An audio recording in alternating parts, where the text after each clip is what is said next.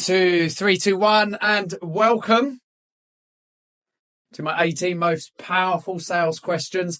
Here's what I would like to do. I'm going to give you the cheat sheet so you can convert more clients, make more money without feeling pushy, without feeling icky, without feeling salesy, actually just having a really nice conversations with people, but having a process and some structure that we can lead someone from, I don't want to think about it, or I'm going to go and get a Weight Watchers again, to how do we do this?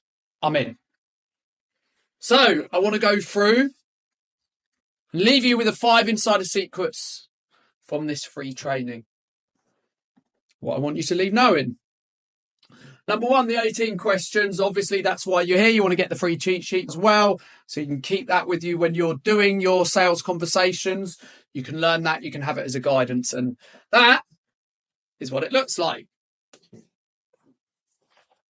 I have got a whiteboard up there, which is always fancy as well, so I'll come back to that. Number 2, we're going to do the importance of what I call, or actually, props to someone else. I'll introduce that in a minute. What we call the circle of money. Going to talk about the 4 pillars of high value coaching businesses. And I want to give you a little bit of a shift, a mind shift needed to understand high ticket sales, or probably a better way of putting it is to be good at high ticket sales. And good, by the way, is that we get more people into our program. That's why we're here. Number 5, a sequence roadmap of where to ask these questions. So I'm going to basically give you an idea, not just a list of questions, of where you might put them into your current sales conversion process that you have.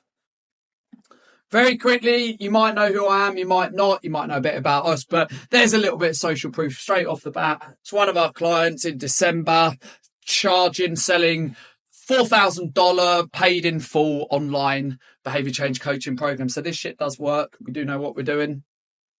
So straight into the content. And this is what the circle of money is all about. 1, 2, 3, 4, 5. You might be like, well, what is the circle of money? And before I tell you what it is and explain why this is so important, I want to give props to Travis Sago, this is his original IP. It's a coach that I worked with a few years ago, but I really think this sums it up really well. You're here because you want to get more people paying you $1,000, $1,500, $2,000 or pounds even for your 12-week program. We should construct a business around making sure that we know what we're doing with that. So I did slightly tweak his version, by the way. I basically changed number 2. He coins it slightly different. But basically, look, there's a problem. There's a problem that you're solving. People are overweight, they're stressed, they're unhealthy, they don't move well, they're going to have a heart attack. All of this kind of stuff. It's what we do. We then need to understand what the problem is. We then need to create a solution. So it's the creation of the solution, or creation of the program. He calls it symptomatic marketing, but we could say it's marketing, sales, and of course, delivery. And you kind of look at that and go, yeah, that sounds about right in my business. That I should want to be good at all of those, or certainly I should want to understand and be good at all of those. And so what a reasonable amount of people, and Fit Pros especially, sort of sometimes end up going down the route, especially if they go and talk to a marketer or work with just a marketer, is that they get the idea that the places in some way where the parts of their business that make them the money, which is what the marketers will tell you, is in number 3 and number 4, which is the marketing and the sales. They're the thing that you need to learn to make 10 grand a month. Come and work with us and we'll teach you marketing and sales, and we'll tell you how to build a high ticket business earning 6 figures, which, by the way, I think is a really good place to be. Marketing, marketing, marketing, sales, sales, sales, which is very cool for some people. That's kind of what it ends up, right? As you can see there, I've kind of added the little, where are the dollars? Where are they created in some way? And as you can see there, it's written down on the right symptomatic marketing and sales is where the dollars are created, right? Which kind of makes sense in some way. What Travis teaches and what I fully believe is slightly more nuanced than that. What actually really makes the money is having the circle of money completed. So if you imagine you start at 1, and to actually make money in your business, each stage adds up or is needed to make money and proper money and legitimate money in your business. So it's not just in the marketing and sales, it's in the understanding of the problem, it's in the creation of the program, it's in the marketing, it's in the sales, but my God, is it also in the delivery? It probably makes sense. Here's the really cool thing though. When you complete the circle of money, you start another circle. I get that. So I understand the problem that my market faces. I create a solution. I create a program. I understand marketing and I get good at marketing. I understand sales and get good at sales. And we're going to go over that. I understand delivery and I get good at delivery. And then I complete the first circle of money, the first way round. Then what happens? Well, I get rebills. I get referrals. I get market positioning. I get case studies. I get people talking about me. I get people telling their friends, oh my God, you look amazing. Oh, I did this online program with this guy online. I paid $2,000, but oh my God, that sounds amazing. I get people buying more of my programs. Maybe I've got a 6-month program at this point. Internally, I feel good and ethical charging big money. Because here's what really truly happens. This is kind of the insider secret that I've been let into from doing this for like 5 years, is that this is often what really happens if we're not getting the delivery dialed in. We sort of understand that, we create the program, we understand the problem. We create the program, but it's there, it's ready to deliver, sort of. Symptomatic marketing, marketer tells us how to market, marketer tells us how to sell, and then we don't complete the circle of money because we don't complete the delivery. And then what happens? A lot of fit pros end up stressed, unhappy, thinking this doesn't work, thinking this isn't worth the hassle, getting all these refunds and getting people complaining. It's the 2 options we've got, right? The cool thing about when we really complete the circle of money is the circle of money just keeps going. Doesn't just go around once, doesn't just go around twice. It just keeps going. It keeps completing. So we launch our first set of people through our program. We deliver. We sell, market. We deliver. We launch another lot through. We get better. We get more people buying the follow-on program. We get more of their friends. We get more of a reputation. We collect case studies. And we just keep completing that circle of money. And we never lose out on the delivery part.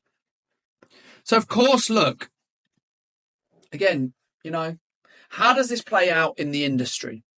Well, this is what I think that people need to do, the 4 pillars of high-value coaching. We're going to drill down today into sales. I'm going to give you like 18 questions, which has made me a lot of money and helped my clients make multiple 7 figures worth of fitness sales. It's a huge part of it. It's kind of big, grand, strong, stable. This is the Parthenon in Rome. That's what we want our business to be, solid, right? Really solid, robust. We understand sometimes, though, we go down this route of, well, hang on a minute. We thought we were doing like a creation of a program. We either kind of wing it ourselves or we get help from people that saying they're going to give us their program and their systems. But we get there and it's just like, this is just you giving me something that you've copied and pasted from TrainerWise. And it's like, there's just reps and macros for clients. There's a problem there. That's not that stable, right? And then we're like, actually, you know what? We don't know how to deliver. So now we're really in trouble. But maybe at first things feel stable. Maybe we literally don't know how to deliver. The reason I'm going over this is because I want to give you this stuff. I want to give you these questions. They will get you more money. They will make you more powerful in sales. But I also want people to use this responsibly. When you get good at sales, you have an ethical responsibility to deliver on that. So please, for every one of these that you get from us and you learn from us and you go and use, also be learning about how to deliver. Because this is what will happen if not. At first, it feels okay, but all it takes is a bump in the road, some clients to refund. Kind of all falls apart around your feet. Not great. Sold all these programs and now what? I don't think high ticket works. Oh my God, I'm going to go back to charging $99. This is too much hassle. Oh, I knew it wouldn't work for me. And then we just end up in this situation. Like we go back into the gym maybe even. So, creation. You should be able to create a program. This is Chris. This is our stuff. Again, it depends how much of our stuff you've seen and noticed. You should be making use of our free content. If you don't want to come and pay us money, then please feel free. Creation of the program. Obviously, there's big ups from Chris for our 12-week blueprint. It will give you an understanding of, even the free stuff we give away will give you an understanding of actually how you create a program that is worth $2,000 or $1,200. You should understand marketing. He's literally my exact and ideal client. This is Luke. $3,500 for a 12-week program. Again, Chris, we work on, and you should be doing this. And this is what I'm trying to do here as well, without feeling pushy. It's interesting to see evidence of this because this is Chris. He made his first 4 sales. Due to an intense sales mentor I previously had, I resented sales on the phone. You should never feel like that. If you're getting on calls and you resent it, that's a bad place to be. That makes me think that people are getting not so positive advice. So please take our advice and run with it and understand that you can have sales conversation. It doesn't need to be a battle.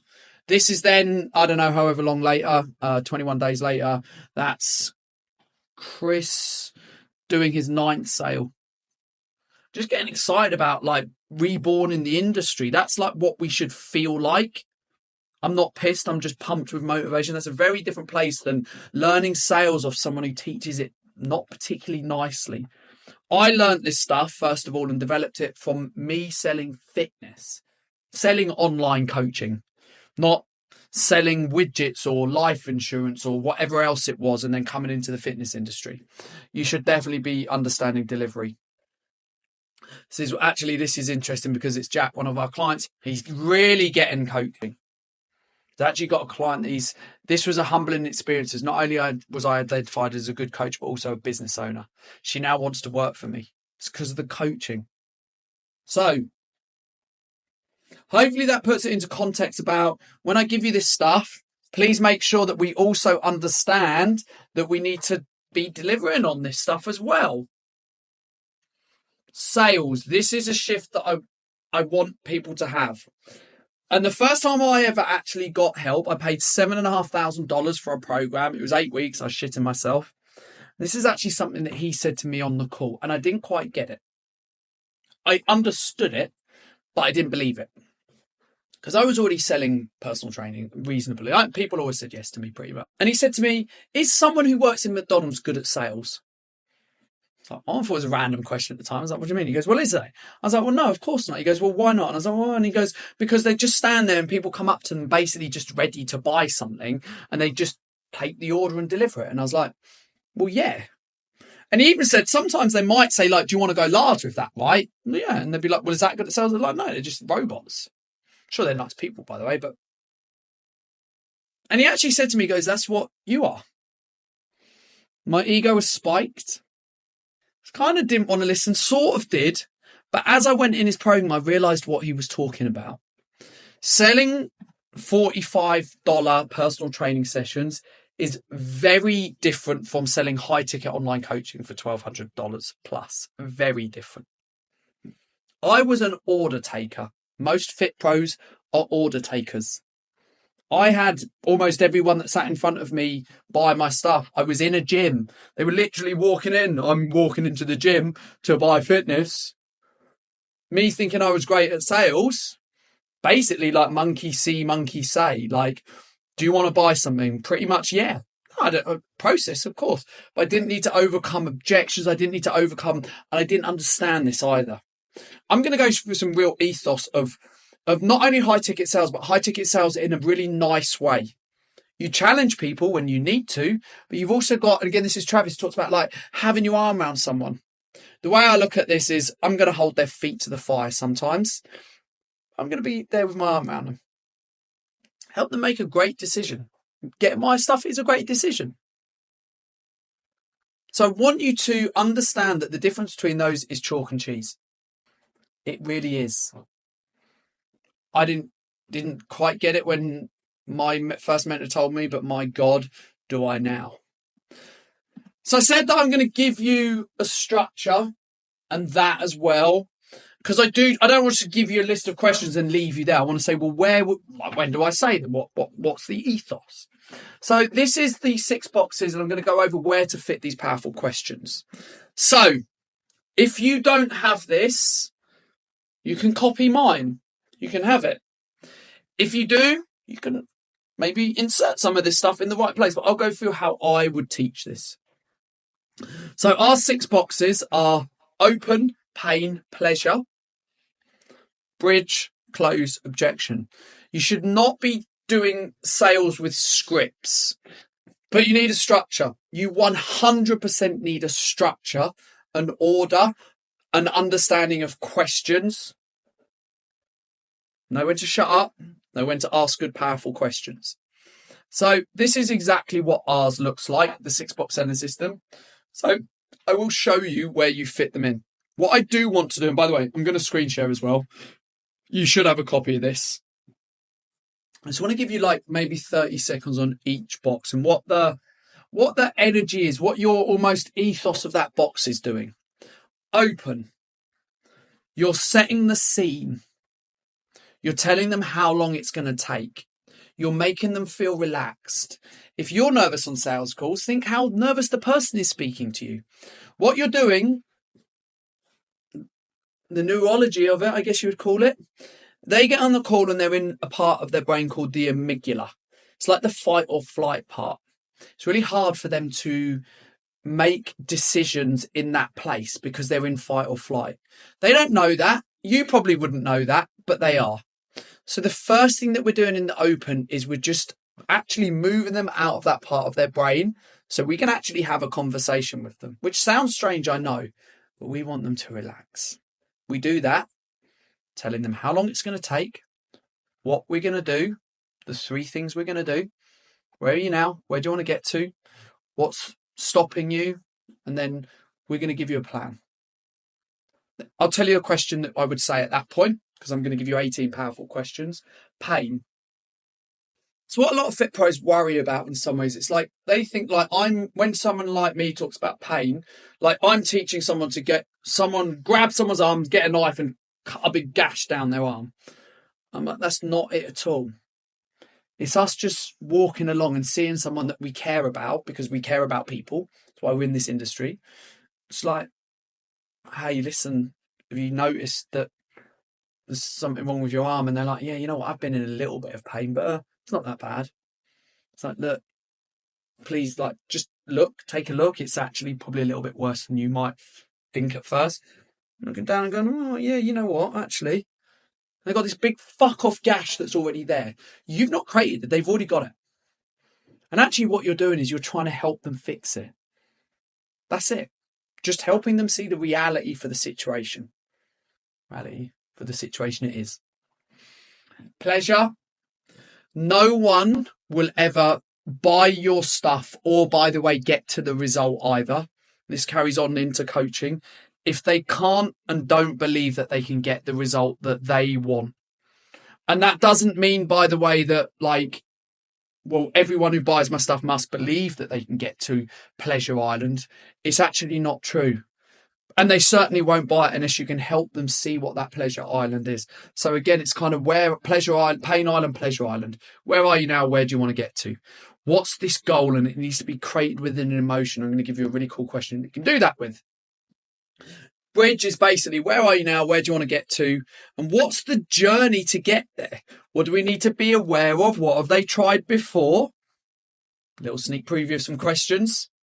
And then it's like, what help do you need from me if we were to do this together? So you get an idea of the help they need, which is the bridge. You should not go into a close until you've gone through all of those. The close is the box that everyone kind of feels like, I'm really bad at closing or all that kind of stuff, right? It's like, close should feel easy. Ideally, if you get the first 4 boxes right, it's like, how do we do this? I'm in. How do I pay? First times I started hearing that with this structure or a similar one, oh my God, someone's just paid me £2,000. Box number 6, objections. Here's the key. I don't want to go there. When we actually teach this, we teach the number 6 box separately, because what we're trying to do is be powerful enough with our questions and our structure that they never need to get the objections. Most people, there's like this sort of like, I wouldn't say like romance, but it's almost like, it's also quite, it's not macho, but it's like someone says no and we have this amazing question that we say and all of a sudden they've like, no, okay, let's do it.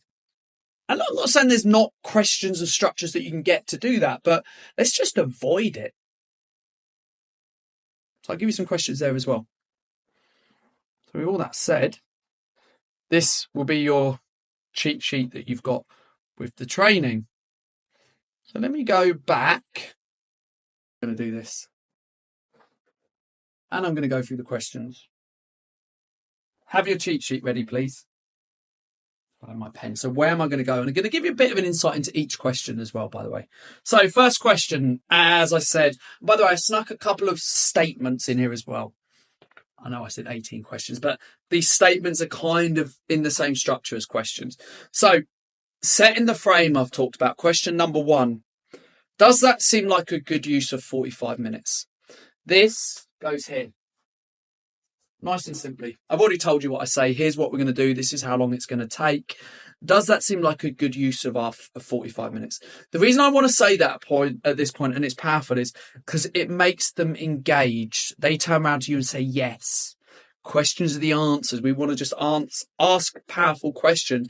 And they go, yes, it is. They're telling you this is a good use of 45 minutes. Not, oh my God, I can't wait to get off this call. Straight off the bat, we're in control. Control is probably not a nice word, but we're taking control is maybe guiding, let's say. Does that feel like a good use of 45 minutes? Yes, they say. Awesome. So we know now that everyone can relax and we're out of the first box. Now, I can't give you every question that I ask on a sales call.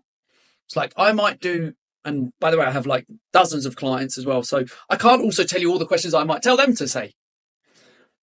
So there might be questions that are in between these. But one of the things that I'm going to go over is checkpoint questions. And to be honest, these on their own are worth you being on here for 30 minutes or whatever it's going to take. Checkpoint question number 1. Does something need to change? So I'm kind of in pain, talking about their current situation, and they're kind of opening up to how things are. I'll give you all 3 checkpoint questions now, and I'll come back to each individual one. Does something need to change? If the answer is no, why are we on the call? Now, you might say, well, of course the answer is yes, otherwise they wouldn't be on the call. Fine. Questions are the answers. It's like a guide. We're guiding them through this journey. Does something need to change? I would ask that here. In pain. That doesn't look very good, but there you go. Now, checkpoint question, tie down. Does something need to change? Yes. Why? I wouldn't say it like that. It's like, why? Why? Why would you say that? Why? Curious, interested. Does something need to change? Yes. Why? Well, I'm just really not in a good place. I'm really struggling. I need to do something about this. So again, they're kind of, this is not icky. This is not pushy. This is just asking them questions, and they're saying the honest, the truth on the table. So I did say I was going to go through all three. Does something need to change? Do you need some help with this? Do you want my help with this? And I'm going to go where each of those go. And by the way, of course, they all get whys afterwards. Some of the whys at the end, the last one is quite difficult, and a lot of Fit Pros struggle with that. So let me give you some thoughts on that when we get there. Do you feel you need some help with this? Number 3 would also go in pain. Now, I'm not like a robot. Does something need to change? Yes. Why? Well, I'm really struggling with this. Do you need some help with this? Yes. Why? It's like, I'm not just answering them like one after the other, but I'm going to probably put these in the pain. Although, look, sometimes this might also kind of go into like the pleasure, like, do you feel like you need some help with this? But usually I'm asking it in the pain. And then, of course, there's the why. So we've got 2 plus 3. And in fact, this, the joy of doing live training, should be 4 plus 5. There you go. Now, here's where we get to the faux questions. I've called them on here more like emotional depth questions. Without doing too many drawings, as you can see, that's kind of the time of the call, and this is the depth. We start off here, and basically we're going to be talking like just a normal surface level of emotions and kind of really what's going on. And what we're really doing with a sales conversation is we're going along and we're kind of looking at bringing some depth to the conversation.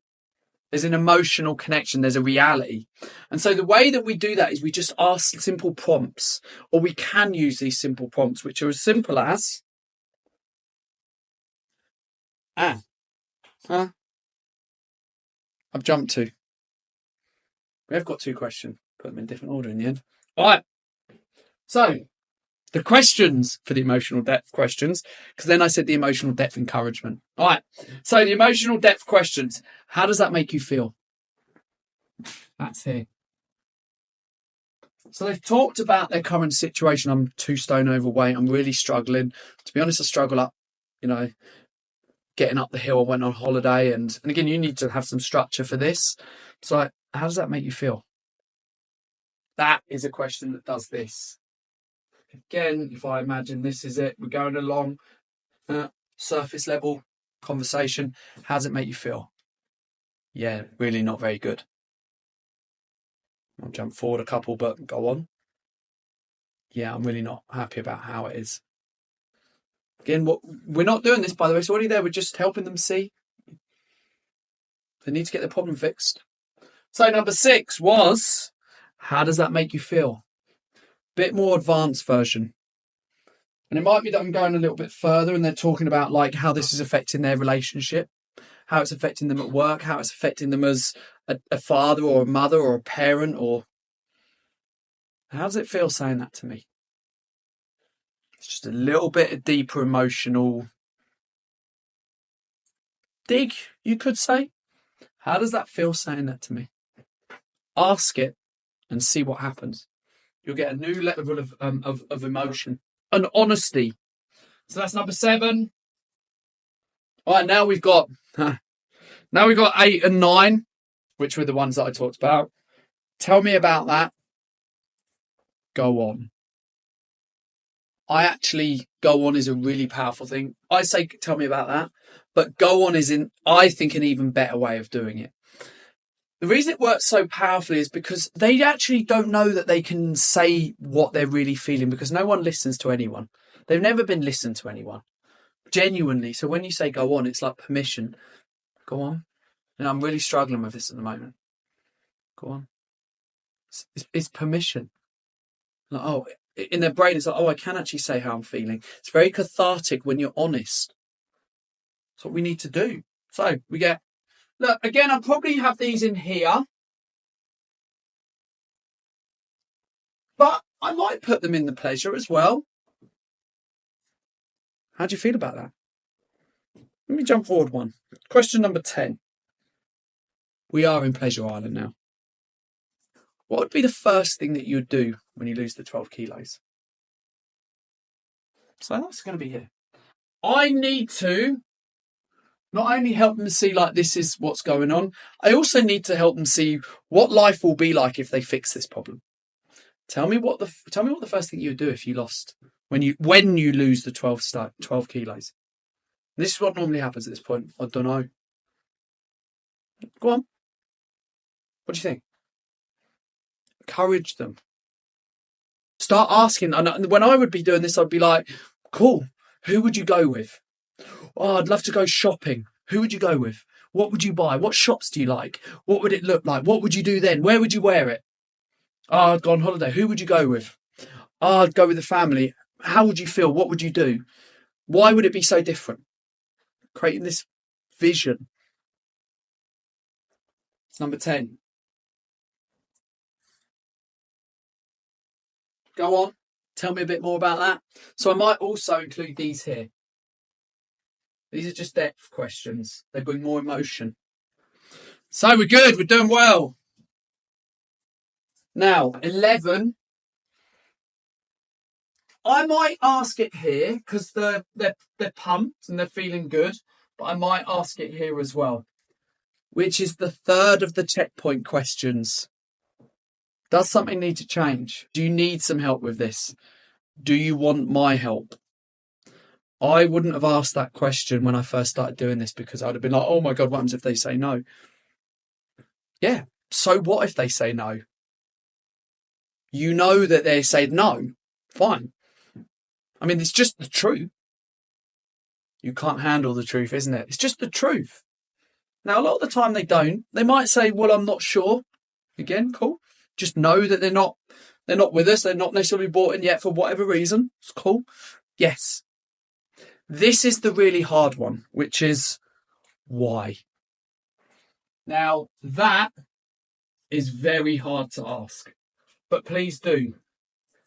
And the thing is, what I realised when I started asking it was there's a reason they're there talking to you. You just seem like a normal person, someone said to me recently, and actually been said a few times. I'm like, well, come on, man. Like, I push it a bit further. I'm like, come on, dude, man. You're not just going to, this isn't probably going to be cheap. Like, I'm just going to pay me all that money just because I'm a nice person. What's really why? But maybe it is that. Because I've seen the results you've got. Questions and the answers. Truth on the table. You're just asking them questions. They're telling you. I've seen the results you get. It's amazing. Okay, cool.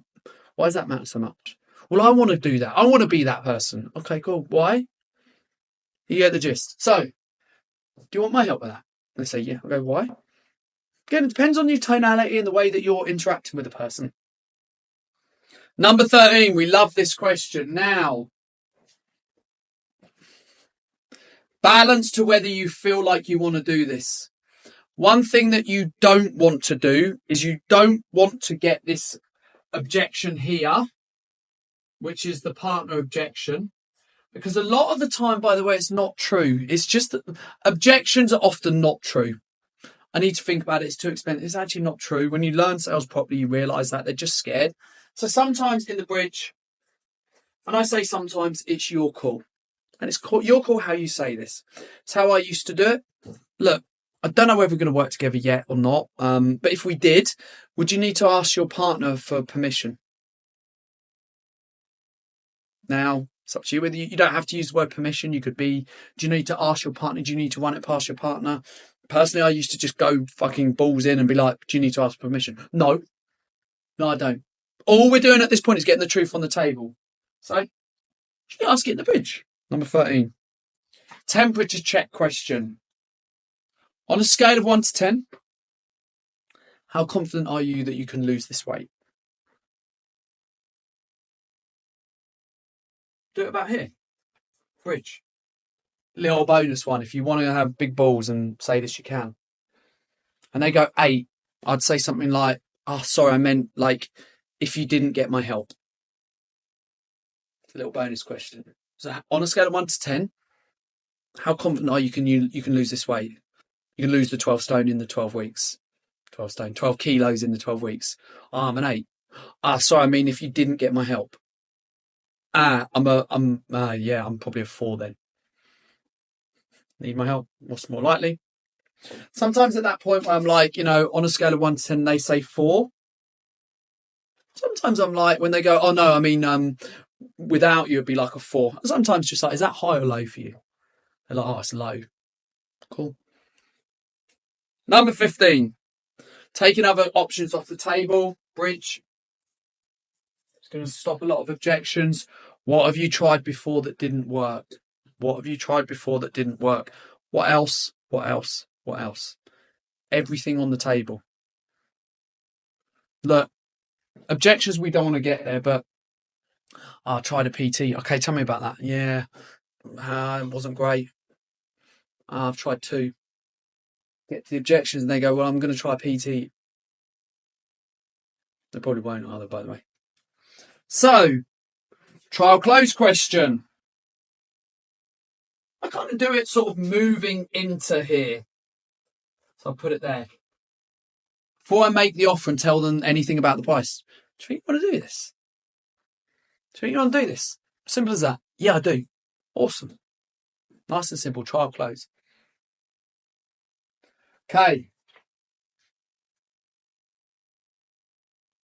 17, 18. I know you want the sexy objection handling stuff. Excuse me. Most people react to objections really badly. They don't know what to do. Out of scope of this short training of why, but here's generally what I would do. They say something like, well, it's too expensive. Or they say, can I think about it? I'm present. I don't say anything. I pause. I'm silent, maybe like 2, 3, 4, 5 seconds. And then I say this one phrase that you need to say. What exactly do you mean? Can't afford it. Silence. Present. What exactly do you mean? And I've had this. Well, I'm really struggling at the moment, and I've not panicked. When you panic, they panic. And I've only got like £500 at the moment. Like, I don't know if there's any way.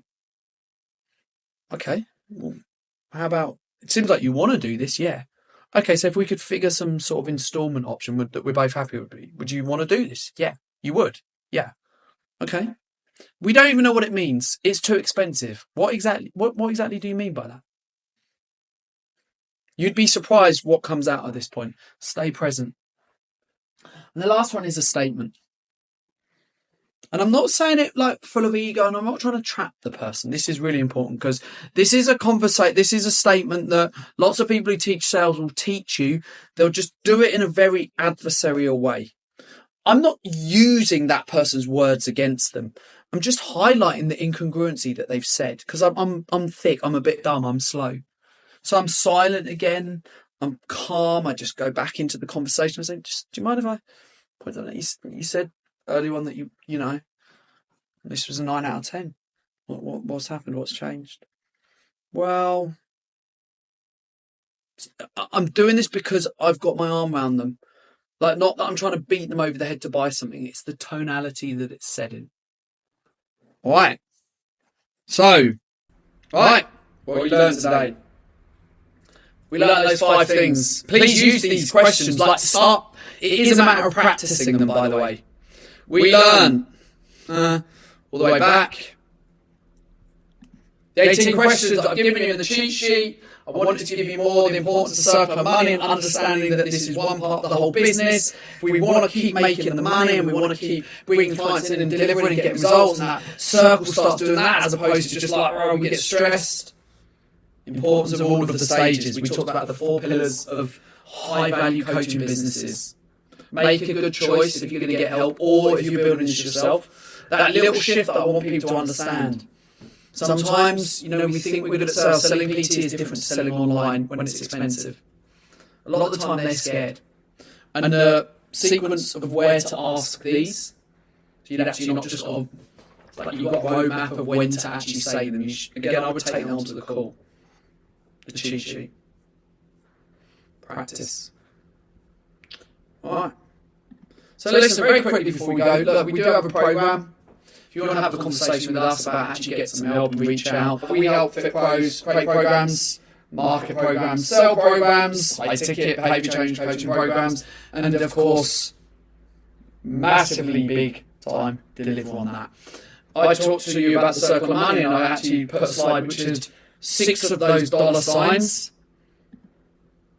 to the people we've worked with at the moment. We're still working with them from last year. This is their tracker from last year. Heather did 101,000 last year. And by the way, this was the first year in her business. So we took her from pretty much 0 to 100,000 in a year. And actually, she didn't start with us until April. And in the first 3 months, she'd only made £6 on her own. So it's actually 95,000 in 9 months, which is an average of just over 10 grand. This is Gavin. He's a unicorn. Please don't think that you're going to come into our program and earn the same money as he does straight away. He is an absolute beast. As you can see there, he did $355,000 last year. So averaged over 12 months, that is $29,000 a month. You actually saw him at the beginning, he charges $4,000 for his stuff. This is Luke. Luke did $167,000 last year. Badly spelled average of $13,900 each month. So we are pretty good at what we do. If you want to have a conversation, you want to apply, see if we're a fit, nothing's for sale on this call. 15-minute conversation. Guys, I hope you got some value from this. We'll speak soon.